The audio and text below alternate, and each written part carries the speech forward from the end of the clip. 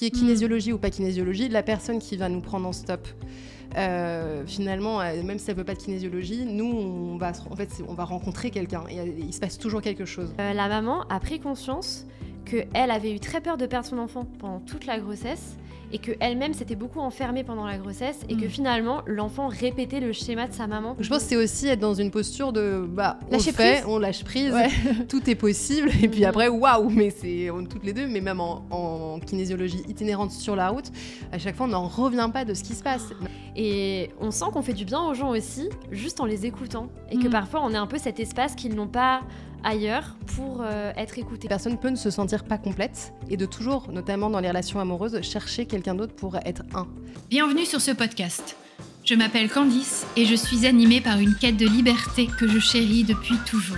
Liberté chérie, c'est le nom du podcast. Liberté d'être et de faire ce qui résonne au plus profond de notre âme. Comment se libérer des freins conscients et inconscients qui nous entravent en se connectant au cœur et à l'être puissant que nous sommes tous. Grâce à des parcours de vie inspirants, des coachs, des thérapeutes, nous viendrons apporter des clés pour sortir de notre cage mentale et ouvrir en grand les possibilités d'envol et la connaissance de soi. 4, 3, 2, 1, décollage. Vous pouvez suivre Liberté Chérie sur la chaîne YouTube, sur toutes les plateformes audio en ligne ainsi que sur Instagram. À tout de suite. Anaïs, Tatiana, bienvenue sur le podcast Liberté Chérie. Bonjour. On va parler de kinésiologie aujourd'hui. On va parler aussi de voyage, de rencontres, de joie, de guérison. Alors, vous avez créé un concept très innovant de kinésiologie itinérante et vous pratiquez également en cabinet à titre individuel. Ma première question, déjà, c'est comment vous vous êtes rencontrés ? Alors, on s'est rencontrés pendant notre formation de kinésiologie et tout de suite, on a eu un coup de foudre amical.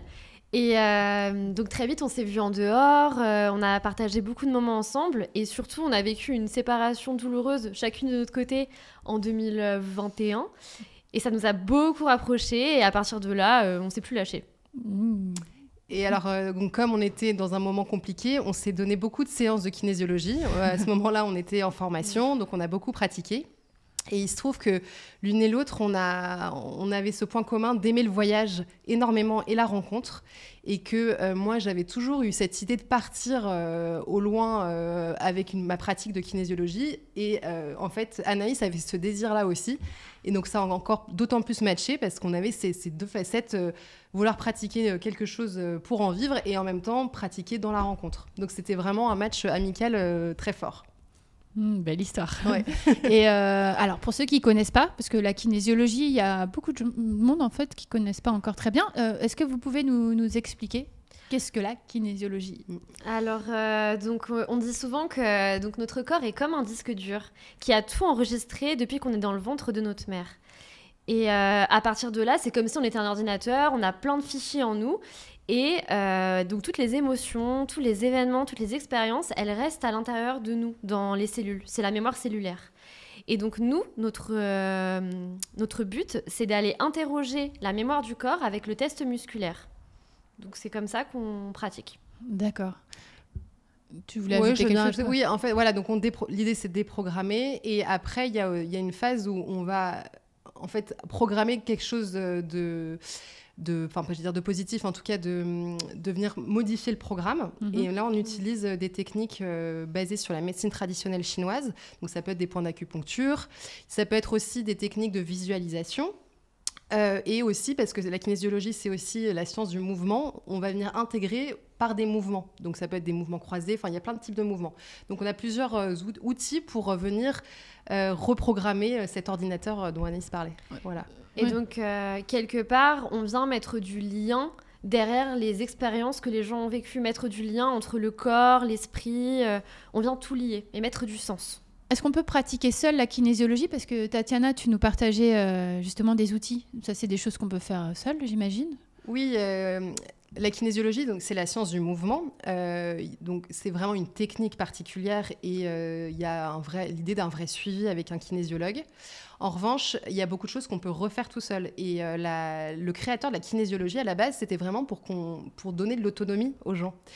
Et avec Anaïs, on a créé un compte Instagram Et on a à cœur de pouvoir transmettre ces outils. Oui, d'ailleurs, on va en reparler du compte Instagram parce que c'est très intéressant. Et donc, il y a beaucoup de mouvements qu'on peut reproduire pour se faire du bien et qui permettent aussi de libérer des émotions, de reconnecter nos cerveaux. Donc, c'est à la fois de l'autonomie et en même temps, il y a quand même aussi, si on veut aller plus loin et plus profondément à la découverte de soi, c'est aussi bien d'avoir un thérapeute. Mais les deux sont possibles. Et donc, parlez-nous de ce concept que vous avez créé de kinésiologie itinérante, parce que vraiment, donc on parlait d'Instagram, qui a très très bien accroché. Il y a beaucoup de gens qui vous ont rejoint d'ailleurs, parce que c'est voilà. Est-ce que vous pouvez nous détailler un peu plus tout ça? Oui. Ok, vas-y, bon. je t'en prie. Alors, le concept, c'est on choisit une ville de départ, on prend un train, donc on prend un billet de train pour cette ville de départ, et à partir du moment où on arrive dans cette ville, on se laisse porter, on fait du stop, on a une tente avec nous, on a un sac à dos avec quelques vêtements, on a un ukulélé aussi, et voilà, on se laisse porter. On a même fait une pancarte l'année dernière, j'irai où tu iras. Donc les gens nous emmènent là où ils vont et on se laisse porter avec eux. Et donc, si tu veux parler du but un peu plus... Oui, je voudrais juste rajouter une petite anecdote. La première fois qu'on est parti, il y a 2 ans, on avait dans l'idée d'aller à Aurillac faire le festival de rue d'Aurillac. Ouais. Et j'avais regardé les dates et l'organisation, c'est pas mon truc. Et le matin, avant de partir, je re-regarde les dates, je me décompose et là, je vois que les dates, ce n'est pas du tout là, c'est 3 semaines après. Donc, on arrive... On ne s'est pas laissé démonter, on s'est dit, ok, pas de festival de rue, et on s'est vraiment laissé porter. Et dès l'arrivée à la gare de Brive-la-Gaillarde, on a trouvé un conducteur qui nous a emmenés dans un festival de musique, rien à voir, mais c'est vraiment... peut-être là où vous deviez être finalement... Voilà, c'est ça. On lâché, quoi. Ouais, c'est ça. Et oui, d'ailleurs, vous devez vivre pas mal de synchronicité, j'imagine, sur le chemin. Ouais. C'est... Enfin, il y a vraiment, c'est là où on se rejoint beaucoup, c'est qu'on se lâche, on lâche complètement prise. C'est d'ailleurs notre premier voyage, on a dû vraiment lâcher prise dès le départ.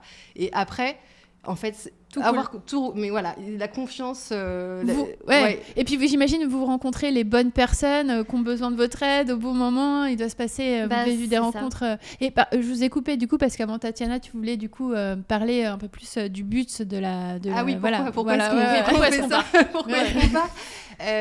Alors on part pour plusieurs raisons. Déjà parce qu'on aime le voyage. On a aussi cette idée de se dire que voyager en France c'est super et qu'on peut découvrir des coins vraiment super. Et donc allier la découverte de la France et de pratiquer la kinésiologie. Parce que voilà, il y a cette idée de pouvoir rencontrer les gens, d'expliquer ce qu'on fait. Et quelqu'un qui n'aurait pas du tout eu l'idée de voir un kinésiologue, en nous voyant, il va se dire ok, en fait, peut-être que si là, j'ai envie d'avoir une séance sur le bout au bord du champ, près d'un lac, d'une rivière. Et voilà. Mais au-delà de ça, donc il y a la kinésiologie qui nous tient à cœur, mais il y a en fait, c'est vraiment la rencontre. Donc, qui est kinésiologie ou pas kinésiologie, la personne qui va nous prendre en stop. Finalement, même si elle veut pas de kinésiologie, nous, on va rencontrer quelqu'un et il se passe toujours quelque chose. Et oui, les gens aussi se confient beaucoup à nous et on se rend compte qu'on est comme des grandes oreilles à l'écoute pendant le nombre d'heures du voyage. Ça peut être 20 minutes comme 2 heures. Et on sent qu'on fait du bien aux gens aussi, juste en les écoutant. Et que parfois, on est un peu cet espace qu'ils n'ont pas ailleurs pour être écoutés. Et ce que je trouve génial aussi dans le concept, c'est que finalement vous avez créé en fait votre métier autour de vos passions. Vous vous êtes dit moi j'aime faire ça, ok, comment je peux apporter et je trouve quelque chose aux gens et je trouve ça très beau de partir plutôt de soi pour aller voir ce qu'on peut offrir au monde et d'arriver à tout mélanger en fait et arriver du coup avec beaucoup de joie dans ces rencontres là et donc dans ces rencontres là vous avez dû faire j'imagine beaucoup de rencontres. Est-ce que vous pouvez partager quelques rencontres, celles qui vous ont le plus marqué peut-être moi je pense à celle assez rapidement d'un matin où on voulait absolument pratiquer. Enfin, on s'était dit, ça y est, là, on est arrivé depuis 2 jours, on veut pratiquer. Et première voiture qui nous prend, c'est un jeune homme qui faisait un début de crise d'angoisse et qui nous a pris pour sortir de sa torpeur. Il s'est dit, je vais prendre ces 2 filles sur la route. Et donc, on a discuté avec lui, on a vu qu'il allait pas très bien et on lui a parlé de la kinésiologie. Et tout de suite, il a été très réceptif et il a demandé si ça serait possible d'avoir une séance. Donc on a trouvé un petit endroit au bord d'un lac et on lui a fait la séance. Et puis au-delà de ça, finalement, c'était une trop belle rencontre. Ensuite, on a été déjeuner avec lui. Il nous a emmenés à notre prochaine destination.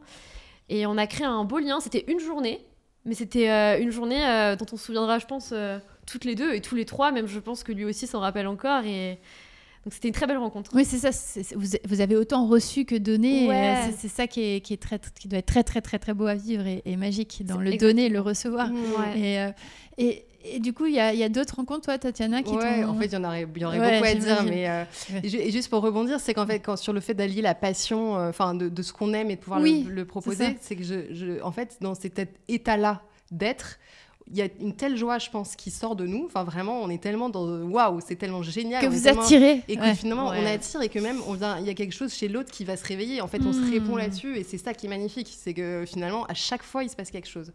Oui, et du coup, sur la kinésiologie, d'ailleurs, quand vous proposez aux gens, est-ce que vous sentez que les gens, c'est vraiment quelque chose qu'ils connaissent pas du tout ou ils sont curieux, ils restent curieux et ouverts, j'imagine, parce que...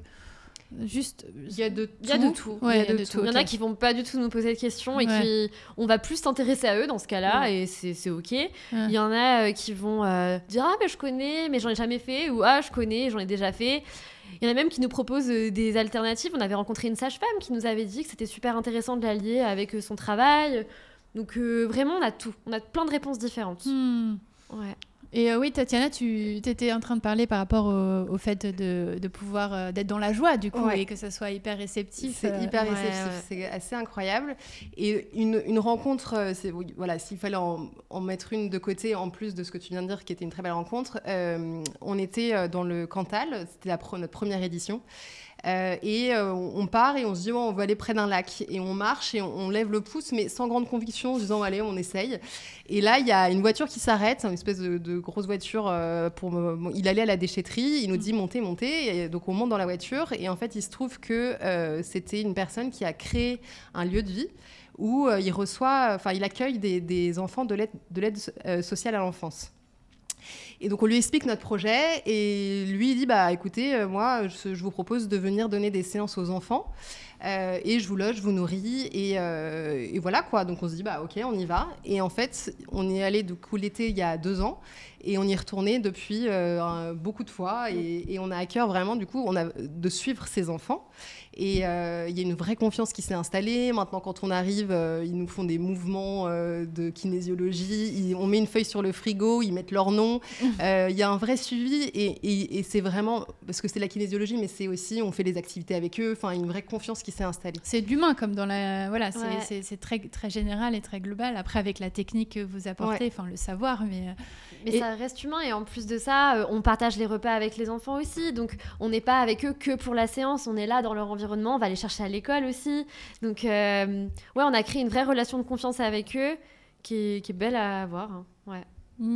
Et donc, ça veut dire que les enfants aussi peuvent avoir des séances de kinésiologie, là, parce que, on se demandait, est-ce qu'il faut tout le temps qu'il y ait les parents ? Est-ce que l'enfant peut être seul ? Est-ce que parfois même, il ne faut pas le parent pour traiter l'enfant, un peu dans le lien de la psychogénéalogie, par exemple ? Vous avez beaucoup d'enfants aussi. Alors là, je ne vais pas forcément parler que sur les routes, mais en cabinet.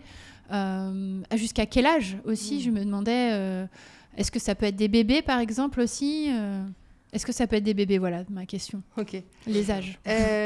Oui, alors la kinésiologie, en fait, même la femme enceinte peut venir et on peut faire quelque chose avec le bébé dans le ventre. On peut, avec le test musculaire, on peut aller voir déjà ce qui se passe à ce moment-là. Le nourrisson, moi j'ai déjà eu une séance avec un nourrisson qui avait 2 semaines. Donc oui, en fait, alors je sais pas si tu... je pourrais aller plus en détail, nourrisson, bébé, enfant... Femme enceinte. Femme enceinte, ouais. Et donc, comme pour une femme enceinte, aussi, on peut faire une séance à un enfant. Par exemple, récemment, j'ai eu un enfant de 5 ans, mais qui était très timide et donc qui ne voulait pas forcément se laisser toucher pour faire le test musculaire. Et donc, à partir de ce moment-là, on peut passer par le parent. Donc, l'enfant est avec nous dans la pièce, mais on passe par le parent puisque l'enfant est un peu timide, mais il entend tout ce qui se passe et on travaille sur l'enfant depuis le parent. Ah voilà, c'est ça. D'accord. Ok. Ça s'appelle du transfert. Ok. On appelle ça comme ça. D'accord. C'est comme s'il y avait une bulle énergétique et en fait, le parent va pouvoir répondre, on va tester, va pouvoir répondre pour l'enfant. D'accord. Ouais. Et d'ailleurs, les séances, donc quand vous êtes en extérieur, en itinérance, vous êtes connecté en plus, j'imagine, à la nature, justement, ça doit vraiment porter, j'imagine, la séance. Mais en cabinet, est-ce que les gens sont debout? Est-ce qu'on est allongé? Est-ce qu'il y a une table? Est-ce que juste... Alors, il y a différentes façons de pratiquer la kinésiologie. Ça peut se faire debout. D'ailleurs, donc c'est ce qu'on fait sur les routes. Moi, je sais que j'ai une pratique où je fais les deux, en fait. Moi, puis parfois aussi, en fonction de l'énergie de la personne, il y en a qui préfèrent être debout, il y en a qui préfèrent être allongés. J'ai certains protocoles où moi, il me faut... c'est mieux sur la table. Mais enfin, tout est possible. Moi, c'est... Voilà, je sais que toi, tu Pareil, fais... Ouais. Je fais quand même beaucoup debout, mais de plus en plus allongé aussi. Mais quand on est sur la route, on se conditionne aussi. On est avec ce qu'on a avec nous, donc on n'a pas de table, donc on se dit ok, donc là on va pratiquer, mais on sera debout, assis, mais ça marche très bien. Et je me demandais aussi, est-ce que quelqu'un qui arrive avec une maladie, alors il y a différents stades de maladie, mais on va parler de, je sais pas, une otite par exemple, est-ce que la kinésiologie guérit en fait, voilà. Et comment en fait, voilà. Alors la kinésiologie, en fait, donc on peut venir nous voir pour des maladies, pour des douleurs, voilà. Et en fait, le kinésiologue, il vient mettre des mots, il vient traduire. En fait, nous, moi, j'aime bien nous voir comme des traductrices du corps.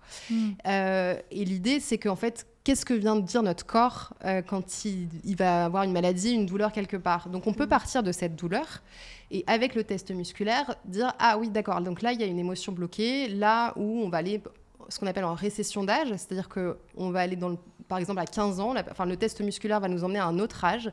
Hop, ok, à 15 ans, qu'est-ce qui s'est passé? À 15 ans, j'ai perdu mon père, donc ok, donc il y a des émotions peut-être qui sont restées bloquées. Donc ce qui fait que 20 ans après ou 10 ans après, mon corps va se bloquer parce qu'il y a quelque chose en moi, un deuil qui ne s'est pas fait, par exemple. Après, est-ce qu'on guérit? Le résultat, finalement, peu m'importe, en fait. Moi, c'est pas, selon moi, c'est pas mon objectif, c'est vraiment de traduire ce que vient de dire le corps. D'accord. Après, c'est en prenant conscience que le corps va pouvoir guérir. Et nous, on accompagne à cette prise de conscience. Ouais, c'est ça. Et je rajouterais qu'en fait, on veut mettre du sens dans ce que la personne est en train de vivre et qu'à partir de ça, on vient mettre des mots sur des mots. On utilise souvent cette expression. Voilà. D'accord. Et c'est pour ça que parfois, une séance, tout de suite, le corps peut traduire s'il est prêt, si tout est prêt. En une séance, on peut régler quelque chose peut-être qui traînait depuis des années. Et parfois, il faut plusieurs séances, quoi. J'imagine que vous avez des suivis aussi plus réguliers avec certaines personnes où il y a des choses qui sont plus engrammées. Enfin, je ne sais pas si c'est le mot, mais... Oui, c'est ça. En fait, on peut faire du one-shot et ça marche très bien. Enfin, il y a des gens qui, en une séance, prennent conscience de quelque chose et ils n'ont plus besoin de revenir parce qu'ils sont venus avec leurs problématiques et ils repartent libérés d'un stress. Mais on se rend compte quand même que tout travailler sur soi, ça prend du temps. Et quand tu as 30 ans et que tu as grandi pendant 30 ans avec une croyance bien ancrée sur quelque chose, c'est pas en une séance que cette croyance, elle va disparaître. Parce qu'il y a des couches, faut retirer des couches. Enfin, c'est comme ça que je le vois. Je sais pas ce que tu voudrais... Oui, non, complètement. Et... En fait, oui, tout dépend de l'objectif de la personne. Donc, moi, j'ai quelqu'un qui est venu, par exemple, avec un objectif de je veux passer une audition, ça me stresse, comment je peux diminuer mon stress. Donc, on est là en une séance, on est venu, en fait, elle est venue recontacter la joie de finalement pourquoi est-ce qu'elle fait du théâtre. Et en recontactant ça, elle a pu lâcher son stress et passer son audition. Et elle m'a tenue au courant, audition qu'elle a réussi. Donc, super. Après, voilà, elle, c'était son besoin sur le moment. Et voilà, donc ça, c'est une séance, ça peut fonctionner. Après, effectivement, je te rejoins, on est ce qu'on est, mais depuis tellement longtemps que déverrouiller quelque chose de verrouillé depuis parfois la conception ou la vie intra-utérine, c'est un long chemin. Oui, alors là, du coup, j'entends aussi que c'est plus pour aider à gérer une émotion. C'est ça, pour le cas de cette personne, pour en l'occurrence, voilà. Oui. C'est finalement idéal. Et quelles sont les problématiques un peu récurrentes, peut-être, ou les dernières que vous avez de personnes qui prennent contact avec vous? Quelles sont les problématiques, en fait Là, par exemple, ce qui me vient récemment, c'est une personne qui avait des règles très douloureuses donc depuis longtemps. Et pendant la séance, elle a pris conscience qu'il y avait un lien transgénérationnel avec son arrière-grand-mère et que pour elle, c'était violent d'être une femme. Et donc, avoir des règles, ça devait être violent. Et donc, de prendre conscience de ça, j'ai eu des nouvelles après. Et maintenant, elle a des règles très, très calmes et elle peut vivre en même temps, alors qu'avant, elle s'empêchait de vivre. Donc on a juste été libérer les émotions et les poids qui ne lui appartenaient pas, dans ce cas-là par exemple. Ok, donc oui, c'est pas de la magie, c'est juste le corps sait en fait. Et vous êtes là pour faire le lien entre les deux. Et alors, est-ce que vous avez... Moi j'aime bien les exemples un peu. Est-ce que vous avez des exemples des cas où il s'est passé des choses, où il y a eu des gros déclics ? Vous avez des choses à nous partager ? Oui, moi j'ai quelqu'un qui est venu parce qu'elle avait des problèmes de surpoids. Et dans la séance, on est revenu dans la vie intra-utérine. Et en fait, il se trouve que en mettant des mots, en libérant les émotions, dans la vie intra-utérine, cette personne exprime qu'elle était une enfant non désirée, que même il y avait un peu de la violence quand elle était dans le ventre de sa mère. Et finalement, dans ses croyances de petit bébé dans un ventre d'enfant non désiré, cette personne s'est peut-être dit en fait, moi, je ne dois pas prendre de place, je n'ai pas le droit d'exister. Plein de croyances limitantes qui fait que les conséquences, en tout cas là, c'était mon corps, il va prendre toute la place. Parce que moi, à l'intérieur, je me dis que je n'ai pas le droit d'exister et mon corps, il réagit en faisant l'inverse. Donc c'était une prise de conscience assez intéressante, je trouvais. Et là, ça a été en une séance ou... Non, c'est en suivi. Puis après, pareil, le résultat, je ne sais pas, mais c'est en fait là, juste dans le corps, on vient infuser le fait qu'elle a toute sa place, qu'elle n'a pas besoin de prendre sa place de cette façon-là, mais qu'elle a toute sa place sur Terre, elle mérite d'être là, elle mérite d'être aimée. Et c'est là où on vient infuser. Et donc plus elle va se rattacher à ça et le faire sien, ces nouveaux programmes, après, par la suite, il peut se passer quelque chose. Ouais. Et toi, Noélie? Là, je pensais à une autre séance où une jeune fille anorexique s'est rendue compte pendant la séance qu'elle était anorexique pour sauver son père. Il y avait cette notion de si moi je me laisse mourir, peut-être que ça va le réveiller parce qu'il était en plein deuil et elle se sentait pas accueillie dans son rôle d'enfant. Et donc de prendre conscience de ça, elle a recommencé à manger et tout a été différent parce qu'elle s'est rendue compte qu'elle voulait comme punir ses parents ou son père particulièrement. Donc ça c'était assez intéressant aussi. Et je sais pas si tu penses à autre chose. Oui, alors une personne qui vient me voir suite à une séparation douloureuse, qui est empêtrée un peu dans son deuil, dans son chagrin, longtemps après en fait. Et pareil là, on retombe dans la vie intra-utérine et voilà, ce qui se passe beaucoup de choses en fait. Ouais, c'est ça, je veux dire. Il se passe beaucoup de choses. Et on tombe sur le jumeau perdu. Et alors, le jumeau perdu, c'est... Le fameux, ouais, tu connais. Ouais. On en parle de plus en plus. Ouais. Mais... Et donc, c'est l'idée d'arriver à deux. En fait, c'est deux embryons qui arrivent dans l'utérus. Et au bout de quelques semaines, il y en a un qui s'en va. Alors, en fait, soit il s'en va, soit il va dans la paroi intra-utérine, soit il est même ingéré dans l'autre. Et en fait, il y a énormément d'émotions qui peuvent se passer à ce moment-là parce que pour la personne qui reste, pour l'embryon qui reste, c'est un abandon déjà énorme. Et oui, pardon, je te coupe, mais juste par rapport aux jumeaux perdus, en fait, il y a énormément de cas, je sais plus combien de pourcentage, mais parce qu'en fait, à l'époque, c'était même pas su, en fait. Voilà. Les femmes avaient un peu de quelques saignements. Exactement. Et puis on leur dit non, c'est rien, alors que c'était ça. Donc, il y a beaucoup de gens qui sont touchés juste... énormément. Et voilà. Et donc, dans cette... les conséquences, voilà. C'est que finalement, en fait, ça veut pas dire que c'est toujours comme ça, mais c'est de toujours se sentir... En fait, la personne peut ne se sentir pas complète et de toujours, notamment dans les relations amoureuses, chercher quelqu'un d'autre pour être un. Et donc, quand il y a rupture aussi, ou séparation, ou même pendant la relation, c'est être dans une dépendance très forte. Parce que vu que l'autre fait un avec moi, c'est toujours... En fait, c'est la quête de mon jumeau, un peu. C'est de celui qui est perdu. Le retrouver. Et pareil, là, on vient infuser l'idée qu'on est bien comme on est, seul, que c'est pas de notre faute si notre jumeau il est perdu, qu'on est complet, qu'on entend aussi ce chagrin et cette colère de celui qui reste, parce que ça peut être une émotion qui est vécue de manière très seule. Enfin, voilà. Donc c'était intéressant pour cette personne qui était un peu empêtrée dans son deuil de venir rassurer ce petit embryon qui avait besoin en fait d'être rassuré.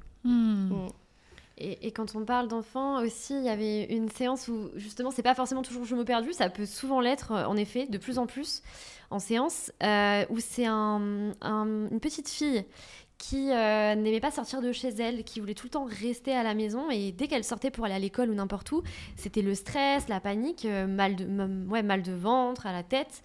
Et pendant la séance, la maman a pris conscience qu'elle avait eu très peur de perdre son enfant pendant toute la grossesse, et qu'elle-même s'était beaucoup enfermée pendant la grossesse, et que finalement, l'enfant répétait le schéma de sa maman. Et d'avoir pris conscience de ça, pareil, ça a libéré des émotions. Et l'enfant était en train de jouer pendant la séance. Et au moment où attends, pardon, c'est juste sur la maman, du coup, que tu as fait la séance ou Ouais, c'était sur la maman, mais l'enfant était là, était présent, et il jouait à côté. Et pendant la séance, l'enfant nous a regardés au moment où on parlait de ça, et s'est arrêté de jouer pour... donc l'enfant entendait très bien ce qui se passait, quoi, et avait juste besoin de comprendre pourquoi il ne devait pas sortir de chez lui. Et là, tout s'est expliqué et c'était chouette. Juste les mots, quoi. Poser des mots. Ouais. En fait, c'est énormément ça, c'est mettre des mots. Et tous ces gens que vous aidez en cabinet ou sur les routes, alors ils vous trouvent comment ? Ils vous trouvent comment ? J'ai déjà la réponse, en fait, un petit peu. Vous avez créé un compte Instagram autour de la kinésiologie itinérante. Et moi, j'adore. J'ai suivi depuis les débuts et ça a été un peu fou. Parce qu'en l'espace de quelques mois, il y a plein de gens qui vous ont rejoint sur ce compte-là. Et surtout, ce qui est super à voir, c'est toute la joie que vous avez à créer tout ça. Et dans un monde aujourd'hui où les réseaux sociaux sont très importants, Instagram pour se faire connaître en tant que thérapeute, en tant qu'artiste, moi je trouvais ça intéressant pour ceux qui nous écoutent de savoir un peu comment vous avez fait pour intéresser, attirer autant de personnes, parce que j'imagine aussi que pour en revenir à ça, que beaucoup de gens en fait vous connaissent par Instagram aujourd'hui. Vous êtes d'accord avec moi sur tout ça, que c'est important d'être visible déjà. Et comment, à votre avis, d'où vient ce succès en fait ? Moi je dirais que c'est vraiment parce qu'on s'amuse. Et j'imagine que ça se ressent parce qu'on est des débutantes, on n'est pas du tout dans la stratégie marketing, digitale ou quoi que ce soit. On publie quand on veut. Quand on a de l'inspiration, parfois on ne publie pas pendant 2 semaines et d'un seul coup on va publier 3 posts en 2 jours. Donc c'est vraiment, on s'amuse et on laisse l'inspiration venir, toujours avec cette envie de transmettre.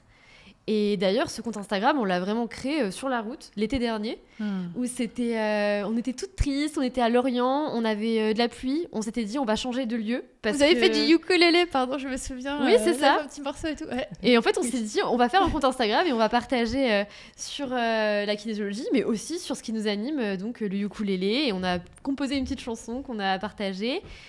Et en effet, on a du monde qui nous suit aujourd'hui. Sans qu'on n'ait pas fait grand-chose. Ouais, mais j'ai vraiment l'impression que ça part, c'est la bonne énergie, quoi. Ça part d'une envie sincère de partage, sans attendre derrière, de partage, de joie. Et je vous trouve hyper créative aussi.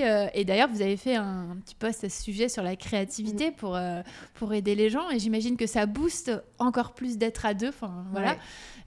Pareil, d'où vous puisez tout ça ? Quels sont les conseils que vous pourriez donner par rapport à la créativité ? Alors là, je pose plein de questions et tout. Mais on va revenir à la créativité et après on reviendra au compte et au conseil. Et là, ça part dans tous les sens. Alors pour rebondir, où est-ce qu'on puise ? Attends, faut couper parce que... En vrai, ça aurait fait... Parti dans tous les sens, faut que j'assume. Okay. Parce que là, je sais pas comment je vais faire mon montage sinon. Donc, où on puise notre énergie créative, la créativité, ça vient de nos séances, de notre vécu. Et en fait, c'est surtout quand on est ensemble, j'ai l'impression, quand on passe 2 jours ensemble minimum, tout de suite, on a plein d'idées, on a envie de faire plein de choses, faire plein de vidéos. Mais après, on puise depuis notre expérience, j'ai l'impression, surtout. Ouais. Alors moi, Instagram, oui, c'est assez nouveau et c'est assez dingue ce qui se passe. Enfin, en fait, on ne contrôle pas et waouh, c'est pour le coup, je sais pas si c'est magique, mais moi, j'y comprends rien aux algorithmes d'Instagram et ça fonctionne. Je pense que ce qui fonctionne, c'est effectivement, on s'amuse énormément. Enfin, vraiment, ça se ressent. On s'éclate. C'est comme créer des mini pièces de théâtre à chaque fois. Et effectivement, quand on est ensemble, il y a ce truc de ah oui, on pourrait faire ça, et comment on peut le filmer. Et donc être à deux, en fait, c'est pour toutes les deux, c'est l'énergie de groupe, elle est importante et on s'est bien retrouvés là-dedans. Et la créativité, en fait, c'est que tout est possible. On peut poster tout, et ça, c'est assez fou. Enfin, c'est très très amusant. Et après, quoi d'autre par rapport à ça? Non, mais la question de base aussi, c'était quels conseils vous pourriez donner, partager? Je pense que vous les avez déjà donnés, c'est de s'amuser. Ouais, vu qu'on n'est pas du tout dans la stratégie marketing ou quoi que ce soit, en fait, à part s'amuser et faire des choses qui nous plaisent, on fait pas. Je saurais pas quoi dire d'autre. Mais en fait, votre Instagram, il est à l'image de la kinésiologie itinérante. En fait, c'est la même chose de votre vie. En fait, c'est vraiment partir du cœur, de la joie, de l'envie de partager. C'est ça. Et là, il se passe des choses comme cette rencontre avec ce centre pour aider les enfants. Ouais. C'est là où on est dans une énergie haute, j'imagine. Enfin, j'imagine pas du tout, parce que je sais qu'on attire les rencontres, les opportunités, et c'est là, et c'est pour ça qu'on est ici en fait, et c'est là où vraiment il y a l'échange, où vous donnez, on reçoit, et ça c'est, voilà, on est d'accord, enfin, on est d'accord. Et il y avait pas d'attente en fait quand on a créé ce compte, il y avait aucune attente. Quand on rencontre des gens sur la route, on sait pas qui on va rencontrer, et il se passe toujours quelque chose, ou ça peut déboucher sur quelque chose qu'on n'avait même pas imaginé. Donc je pense que c'est aussi être dans une posture de on lâche prise, tout est possible, et puis après waouh, mais c'est toutes les deux, mais même en kinésiologie itinérante sur la route, à chaque fois on n'en revient pas de ce qui se passe. Notre compte Instagram, on n'en revient pas, et donc c'est waouh. Et il y a quelque chose, on parlait de la transmission, mais ça nous tient à cœur de aussi transmettre notre boîte à outils. Tu nous demandais tout à l'heure si on pouvait faire des choses tout seul, et oui, et donc on partage ça, et puis voilà. Enfin, du coup, ça ouvre des portes chez les gens, et voilà, j'imagine que c'est ça, je sais pas. Et on donne envie aux gens, enfin on a envie de donner envie aux gens de prendre soin d'eux aussi. Je pense qu'il y a ça derrière, enfin nous on essaye aussi d'appliquer tout ce qu'on apprend, on le fait pour nous, quand ça va pas on se fait un message, fais une LSE, enfin voilà, donc on se fait des petites techniques sur le front, main sur le front, etc. Et vous prenez soin aussi l'une de l'autre, quoi. Enfin, vous faites des séances. Exactement. Et là, ce qui est drôle, on est en train de parler. L'émission, elle sera diffusée, l'interview dans quelques semaines. Mais demain, vous partez. Là, vous avez vos sacs à dos qui sont pas loin. Vous repartez sur les routes. Donc demain, sac à dos, vous avez une ville en train là. Vous allez à Montpellier. Et après, vous avez juste une date où vous savez que vous devez être de retour dans 2 semaines, c'est ça? Oui, parce qu'on a quand même nos cabinets. Voilà, donc c'est ça. Donc on a quand même des clients qui nous attendent, et donc on revient quand même chez nous.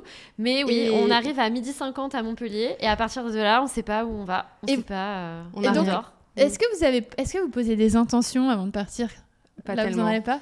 Moi, je sais que je suis très dans l'instant présent. Après, je sais que le voyage m'habite déjà depuis quelques semaines. Et en plus, comme on n'habite pas dans la même ville avec Anaïs, elle est à Nantes, moi je suis à Paris, on s'appelle et on est quand même dans cette excitation de se dire waouh, c'est bientôt.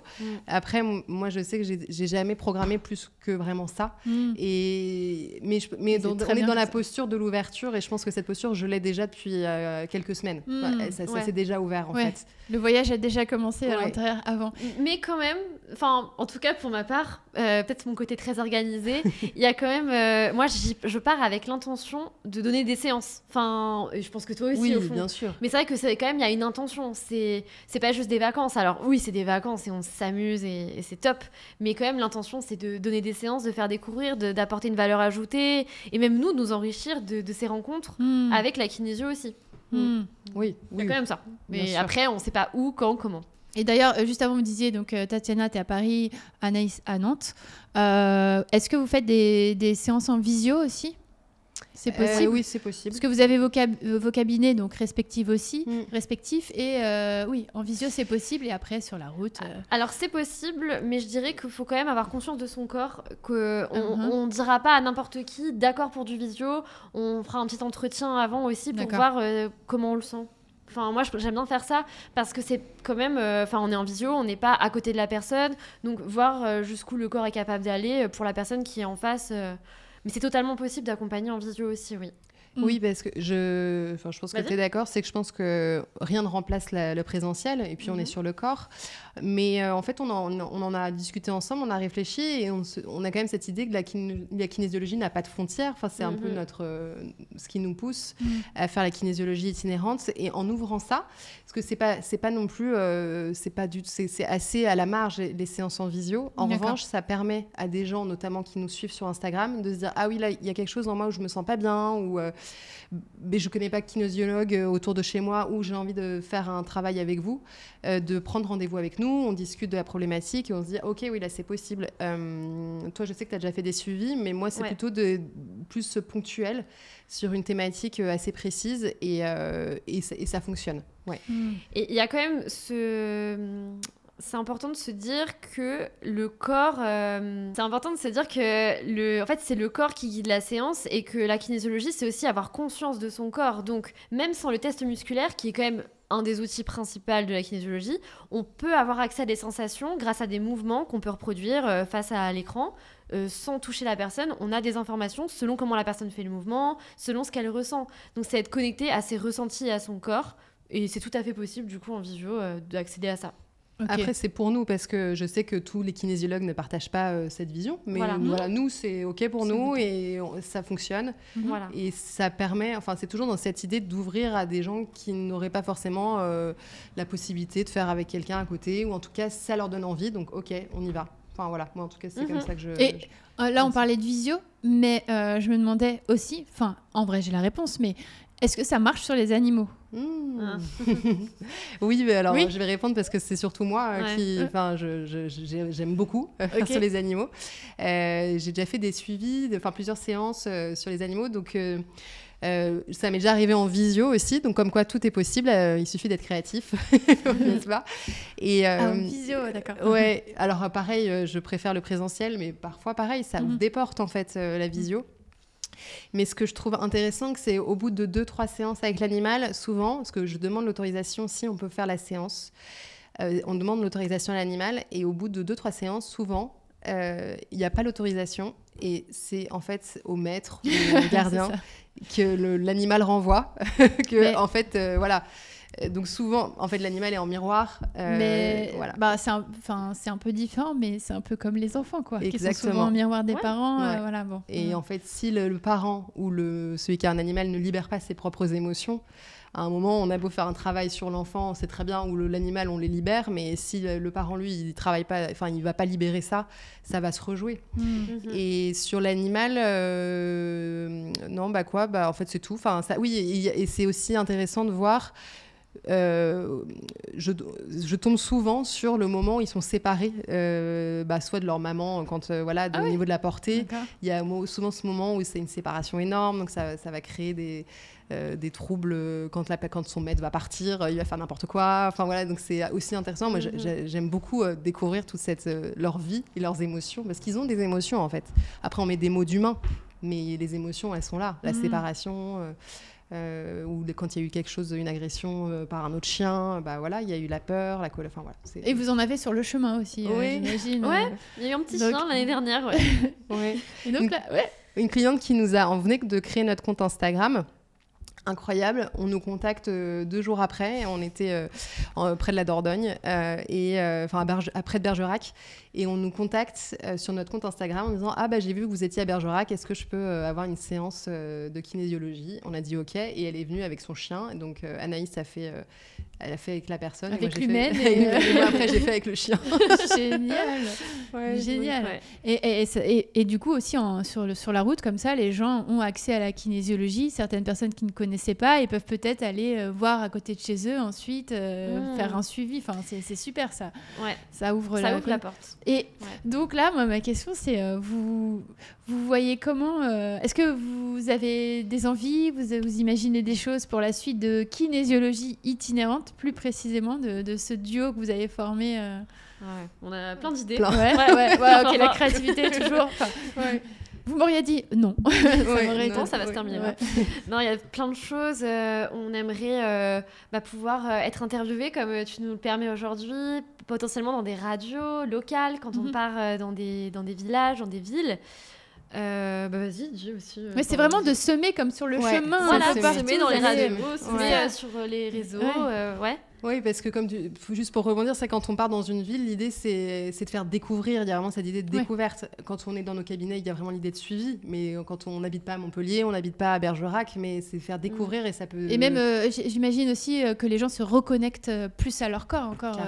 J'imagine ça. Donc l'idée c'est de faire découvrir. Voilà, donc comment faire découvrir. Donc voilà, il y a cette idée d'en parler sur les radios et on a aussi pour idée de créer un programme.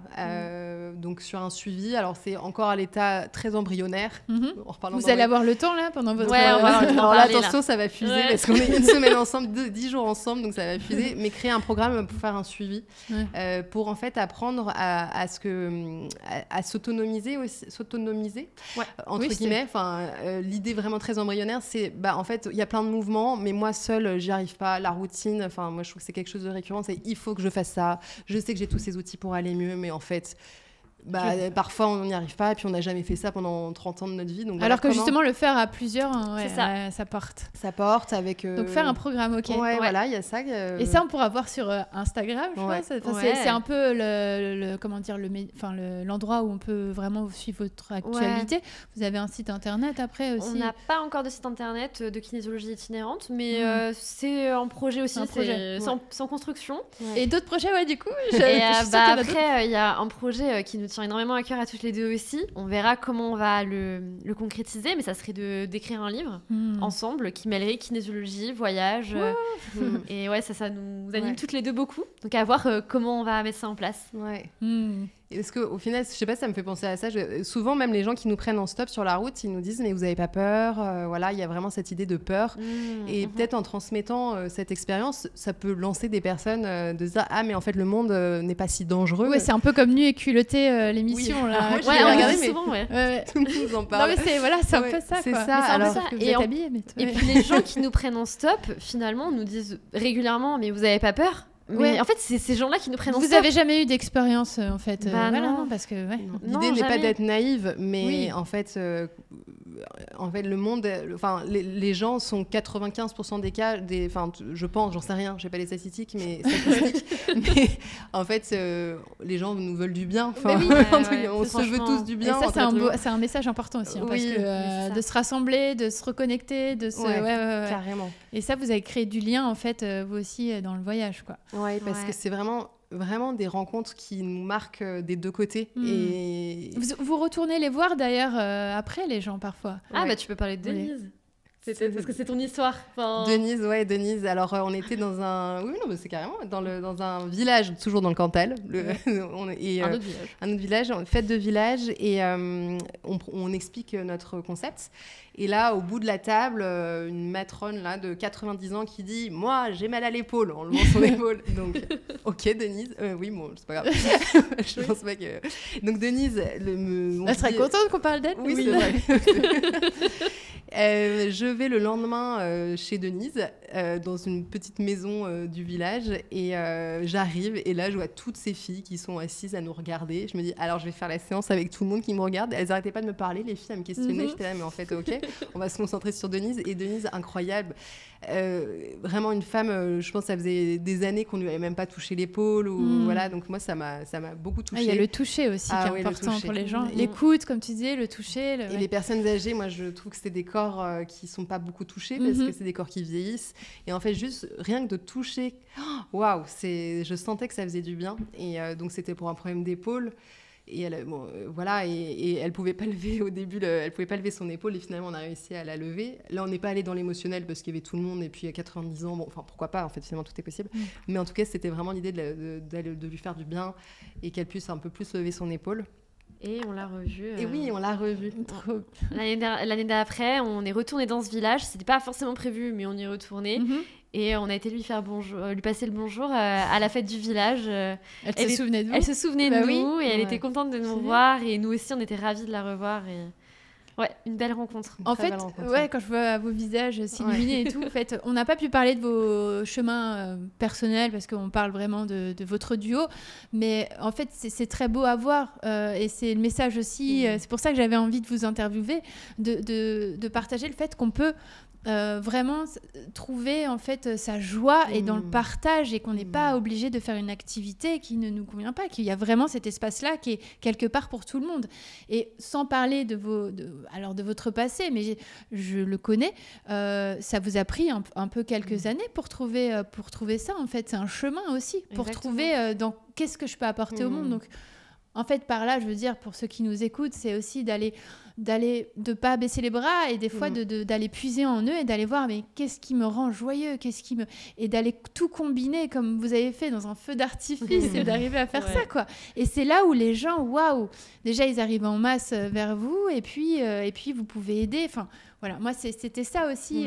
C'est pour ça que j'avais envie de vous avoir ici quoi. C'était parler de la kinésiologie mais aussi de kinésiologie itinérante quoi. Donc déjà vraiment officiellement, je vous le dis bravo. Parce que c'est magnifique. Et est-ce que vous avez un mantra pour... Ouais. On l'a trouvé très rapidement. On a fait un mini brainstorming et il est sorti très vite. Vas-y. Là où le pouce nous mène. Voilà. Donc, c'est tout simple comme genre... Voilà. Il y a tellement de choses derrière aussi. Voilà. En tout cas, oui, c'est vraiment...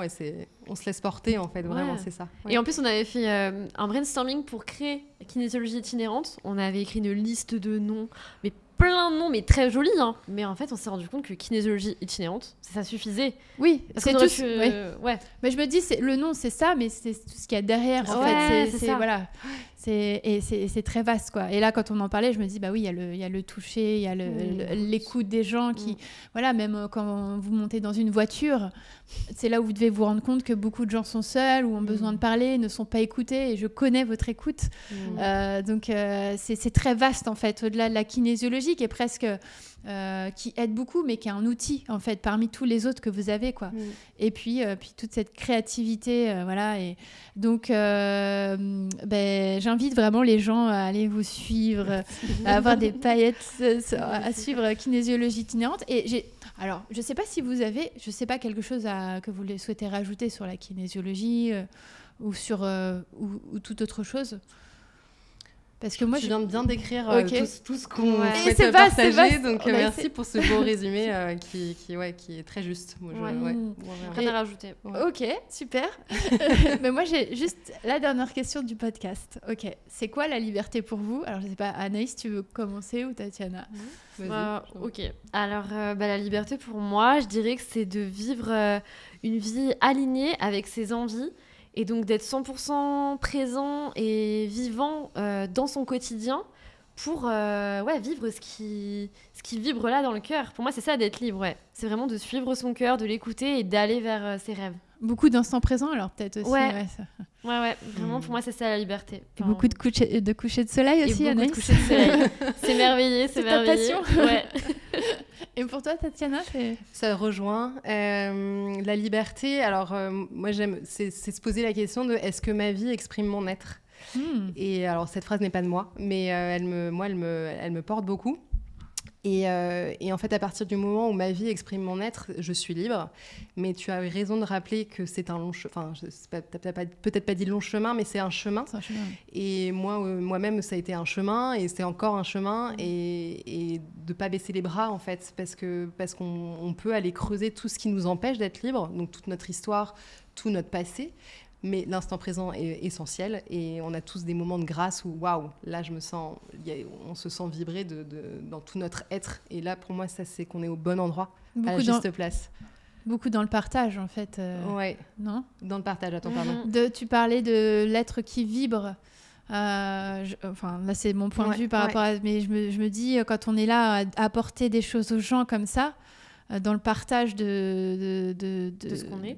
De ce que vous êtes sur le chemin. Je me dis ça, c'est des moments divins en fait. Exactement. Ok. Et je trouve que ça circule. Ça circule parce que moi, je cherchais beaucoup ça en voyage avant. C'était vraiment des moments où je me sentais vraiment libre. Ouais. Et je trouve que finalement le challenge entre guillemets, mais la vraie liberté, c'est de vivre ça dans son quotidien.